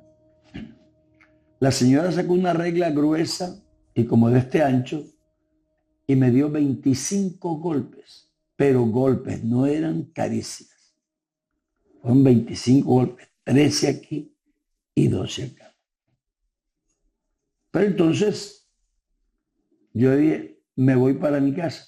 Me dijo, usted no puede seguir. Señora, yo me voy para mi casa.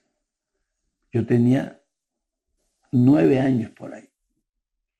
Y me fui para mi casa. Fíjese usted, a la que estoy diciendo cómo éramos nosotros conscientes de la posición nuestra y de los derechos que teníamos que reclamar, porque era un niño. Me fui a mi casa, mi mamá estaba ocupada trabajando, pero mi tía se vino conmigo. Y trajimos una copia de la ley que hacía poquito se había aprobado, de que cualquier persona que fuera molestada por causa de la religión, el maestro sería sancionado. Los pentecostales también serían perseguidos por el clero en Medellín y en toda la región de Antioquia, tal como lo recordaría Mario Cadavid años más tarde. Le dice el obispo, oiga señor, ¿cuántos tienen la desgracia de participar de los errores y enseñanzas no sé qué? Me dijo en una palabra. Y le dije, doctor, hasta el presente tienen muy pocos el privilegio de conocer ser convertido por la palabra de Dios viniendo aquí. Pero le aseguro una cosa, doctor, en el nombre del Señor Jesucristo le digo a usted, desde Santa Fe de Antioquia hasta la frontera con Panamá irá a ser lleno esto del Evangelio de nuestro Señor Jesucristo. Le dice, oiga Señor, yo, Guillermo Escobar Vélez, obispo de Santa Fe de Antioquia, soy el primer enemigo suyo aquí y en cualquier parte. Estamos en un culto, lo terminamos y comienza la lluvia de piedra. Yo como pude cerré la puerta de la calle. Los hermanos, los que pudieron volar, se volaron. Quedamos el hermano Larce, la hermana Larce, mi esposa, Jorge Blanco y mi persona. Yo me subo, entonces del techo yo miro y eso era una nube. Mujeres, niños, hombres, y las mujeres traían la carga de piedras y la vaciaban allá así. Yo cogí una teja, media teja de allá, tiré esa teja y todos se espantaron. Ya se calmó todo. Y la sorpresa grande fue que yo toco la puerta de la calle y la puerta se viene. ¿Qué pasó allí? El que cierra y ninguno abre, el que abre y ninguno cierra. Hermano Larsen, palabras textuales de él, dijo, como misionero hermano, que he estado en muchos lugares, este es el ataque más cruel que he recibido. Hermano Larsen, me dolía mucho eso, ni un alma a favor, ni un alma a favor, todo me importa. Allí había un vecino que odiaba al hermano Larsen con ropa y todo, y juró que mataba, que lo picaba, que picaba al hermano Larsen. Y una noche borracho, ese señor fue picado, como él decía, lo picaron a él. Bogotá tampoco estaría exenta de la persecución religiosa. A mi papá lo echaron 3 veces a la cárcel, lo acusaban de que estaba pasando propaganda comunista y toda esta cosa, y lo que él estaba dando era tratados con la palabra de Dios. Allí en ese lugar nos apedrearon, nos tiraban botellas llenas de cerveza, siempre nos sacaban corriendo de alguna forma u otra, porque me acuerdo corriendo bajo el abrigo de mi mamá, corriendo por las calles de San Carlos hacia arriba. Ella me estaba protegiendo de que las piedras no me golpearan a mí. Sin embargo, sería el Valle del Cauca el epicentro de la violencia religiosa en Colombia y de donde vendrían los primeros mártires de nuestra iglesia. La gente había decidido moverse a Cali desde las zonas montañosas, protegiéndose de las bandas de asesinos contratados por el gobierno conservador para exterminar a los liberales. Dentro de este grupo de refugiados se encontraba Eucaris Agudelo, una jovencita proveniente de la Morena Valle y quien sería fundamental en la expansión del evangelio en la región. Eucaris, when she met the Dross, was just a young girl, around about 17. Cherubic-looking, dark-eyed girl.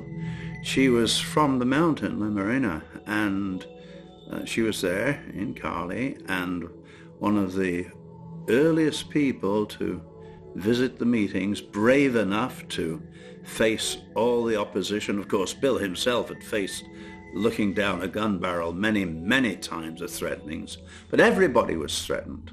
Al escuchar el mensaje de salvación que predicaba el hermano Drost, Eucaris se convertiría y pronto recibiría el Espíritu Santo, pero allí también llegaría su llamado. Eucaris got it in her spirit that she wanted to go back home and tell her friends and family. Back in the mountain, many were interrelated. She wanted to tell them about the Lord and what had happened to her. This girl was the one that took the gospel way up to the mountain. She walked miles and miles and miles por llevar el evangelio. Sí, oh yes, she was very faithful. Luego de su conversión, Eucaris retornó a su hogar en La Morena para testificar a sus parientes y vecinos, incluyendo a su primo Saúl Ramírez, quien también se convertiría. De esta manera, la comunidad comenzó a aceptar el mensaje y se derramó un avivamiento sin precedentes. Semanas después, el hermano Drost designaría a Eduardo García como pastor en La Morena. Pero mientras la iglesia crecía en número, también llegarían los primeros mártires. Young men, particularly I think of Lionel and Martin. Lionel was just a young man. I think he was only about 17. And he'd arranged to stay and look after his old uncle while the folks in Cali were having their first convention. People went down to it. Sin embargo, Leonel Peña se quedaría en el campo, acompañando a un anciano que no podía asistir a la convención. Pero de regreso, Leonel fue abordado por varios hombres que habían sido pagos para obligarlo a renunciar al Evangelio. Lo amarraron y comenzaron a pegarle y decir que niegue a Jesús, y él no voy a negar a Jesús, y agarraban los machetes y lo picaban un poquito así y nada. Y finalmente lo amarraron detrás de un caballo y lo arrastraron por muchos kilómetros hasta él estar bien reventado. Ahí le pidieron de que él negase, muriese en paz negando, y que él diese honra a la Virgen María. Y en vez de eso él comenzó a cantar: hay poder, poder, sin igual poder en la sangre de Jesús. Leonel sería brutalmente baleado. A las pocas semanas de su muerte, el hermano Drost recibiría la visita de uno de los asesinos. Él estaba cambiando la llanta de la camioneta y vino uno y dio la vuelta varias veces a la camioneta de mi papá a caballo, y ahí le preguntó: ¿tú eres el gringo misionero? Mi papá le dijo: sí, yo soy. Y fue él que le contó la historia a mi papá de cómo aconteció, y él dijo: yo fui uno de ellos. Y él dice: yo no puedo dormir de noche porque yo siempre estoy oyendo que él dice: hay poder en la sangre de Jesús, hay poder en la sangre de Jesús. El crimen se repetiría, pero esta vez con Martina Darbe, quien se había casado recientemente con una joven llamada Alicia Mejía. Same thing, almost the same thing. They threatened him with death unless he gave his faith up. He wouldn't. They shot him. His wife was down there in Cali working so that he could work in the mountain as an evangelist around the people. But they shot him dead. When Ruth heard it, his wife was there praying at the altar. She had to go over and tell this young lady, recently married, that her husband had been killed by the gunmen up there. The persecution was intense. Casi un año después, matarían a 7 hermanos en Tesorito mientras celebraban un culto, incluyendo a la madre de Alicia Mejía, viuda de Martín. Los vecinos vieron a 18 hombres armados aproximándose a la casa. Diciendo hacerlo en nombre de la ley, mataron a todos, excepto a uno que pudo escaparse. Los asesinatos fueron brutales, los cuerpos acribillados con balas. 2 simpatizantes fueron asesinados junto con 5 creyentes. Los hermanos Eva Mejía, Ángel Marulanda, Jesús Gómez, Leonel Avendaño y Herberto Marulanda. El hermano Drost quedaría horrorizado al ver el número de balas que se encontraron en sus cuerpos. Y la madre de la otra hermana, Alicia, ella también murió. Ellos le mataron una noche.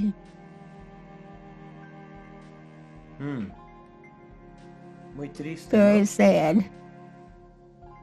Con el paso de los días, la persecución crecería cada vez más y sus métodos de tortura serían peores. Yo de niño me recuerdo de lo que ellos llamaban del corte de la corbata, ¿no?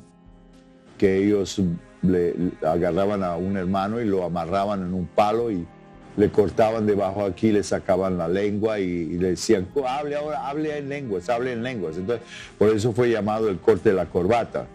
Y entonces, si alguien no venía y lo ayudaba, acababan se ahogando en su propia saliva.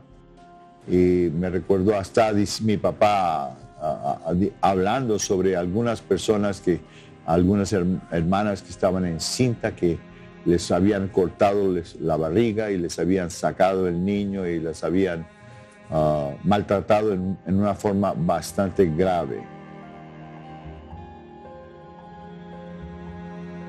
We don't want to remember that. It was too terrible. Una tragedia similar ocurriría a los pocos meses en la ciudad de Pereira. 8 almas perdieron sus vidas. Uno de ellos, segundo me recuerdo la historia, es que él era un visitante a la iglesia, no era convertido. pero los demás eran parte de la iglesia bautizados en el nombre de Jesús y el hermano estaba ahí ayudando en la obra y vinieron pagados por la iglesia católica. Me recuerdo diciendo que dijeron eso, que los padres le habían pagado para que viniese y matasen los que estaban ahí. Y cuando mi papá fue a recoger los cuerpos en la ciudad de Pereira, solo encontró 8 sacos y en cada saco encima una cabeza, porque los habían cortado de tal manera que no se podían distinguir los cuerpos uno de los otros. Y él hizo todo lo necesario para poder enterrar los cuerpos. Y me recuerdo mi papá diciendo que él fue a la ciudad donde había una fiesta y los grandes líderes de la ciudad estaban sentados ahí, siendo también algunos de los padres católicos estaban ahí, y había una mesa bien grande en banquete y él hizo ruido con un vaso, una botella, no me recuerdo, intentando de llamar la atención a su persona, y después dijo que ellos vencieron y 8 personas habían muerto por el causa del evangelio, pero que un día una iglesia grande del nombre de Jesús iba a haber en esa ciudad de Pereira. Eso no fue fácil. No obstante, en medio de la persecución, Dios continuaría glorificándose a través de su pueblo con prodigios y señales. Ni la violencia política, ni tampoco la violencia religiosa lograrían detener el avance de la Iglesia en Colombia, que en vez de verse disminuida, se vería fortalecida en medio de las pruebas. Una iglesia edificada sobre la roca que es Jesucristo, llevando su palabra por todos los rincones y en medio de una multitud de testigos directos de su gracia. Si trajéramos a la memoria a todos los hombres y mujeres que trabajaron para el Señor, nunca acabaríamos. Pero es Él el mejor testigo del amor y el esfuerzo de todos ellos por predicar su palabra durante estos 80 años. El gestor, el autor y el actor de la obra siempre es el Señor. Y Él se vale de distintos medios para poder realizar sus obras maravillosas y grandiosas. Dios ha sido muy bueno. Ha sido muy grande. La iglesia ha encontrado un desarrollo que ni se lo soñaron. Saber que la iglesia cumple estos años es bellísimo, que Dios ha tenido esta iglesia en sus manos y no ha dejado que desfallezca en ninguna forma. Algún día pues celebraremos eso allá en las bodas del Cordero, juntos. Amén.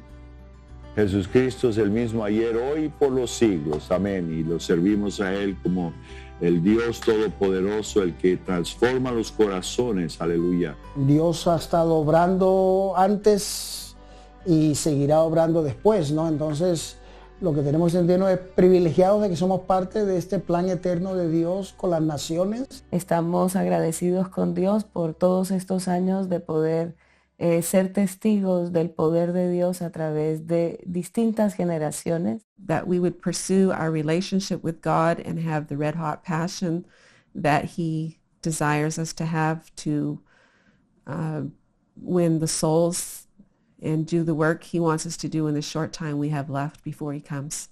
Cada persona puede contar una historia de milagros grandes, de cada cosita que Dios iba proveyendo, de cada cosa cada puerta que se iba cerrando y abriendo, cada situación. Lo más lindo de todo esto es lo que el Señor ha hecho en su pueblo.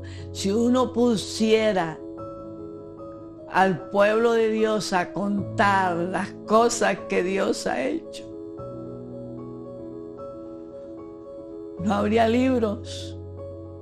Qué bueno que la generación ahora que os escucha, observa y mira lo que sucedió, al menos se inspire para poder servir a Dios, que ya las cosas no son como antes, es mucho mejor, mucho más fácil, pero la necesidad sigue siendo la misma, ganar las almas, ganar a los perdidos. Lo que le damos a la juventud es un mensaje, no una obra hecha, porque la obra hecha pues tiene sus defectos. Si la examina los tiene y se puede mejorar, gracias a Dios. Pero no, lo que le enseñamos es un camino, es una solución. Es decir, quítelo de lo material y póngalo en abstracto. ¿Qué me queda a mí ahí? En abstracto tengo fuera del panorama, tengo un sustento que es Dios. Ese Dios lo meto aquí y se convierte en producción total. Admiro al pueblo colombiano, de verdad, hermanos. Ustedes son una maravilla de las tantas que Dios ha hecho. Porque lo que ustedes sienten, la pasión.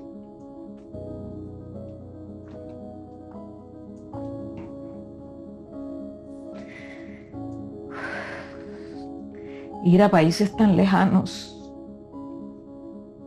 y ubicarse en un país tan lejos del suyo, pero llevar en el corazón ese fuego y decir, por favor, vengan, envíen a alguien.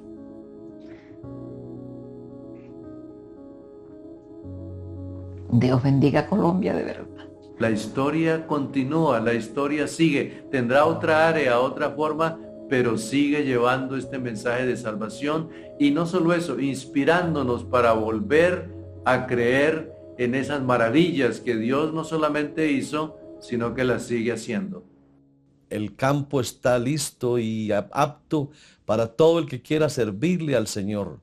Qué bueno que esta experiencia que ha pasado en Colombia se replique en otros países. Y que así como aquí Dios ha salvado a miles, también en otras naciones pueda hacerlo. No podemos olvidar que lo que viene a futuro, lo que nos espera, tiene que ir también de la mano del Señor.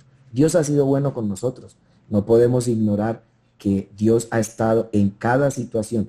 Aún no podemos ignorar lo que dice la palabra del Señor cuando refleja que a los que aman a Dios, todas las cosas les ayudan a bien. Basically, I guess just the Lord is coming soon, so keep working and keep the faith and reach the lost before He comes. Dios va a escoger a otros jóvenes, a otros que van a poder decir, yo estoy dispuesto a servir al Señor a donde Él me lleve en el mundo. Vale la pena dar su vida a Jesús, aleluya, gloria al Señor. Él murió por nosotros para darnos vida. Vale la pena, hermanos. Consagren todo lo que tienen, todo lo que posea, todo lo que es al Señor. Vale la pena porque hay galardón arriba.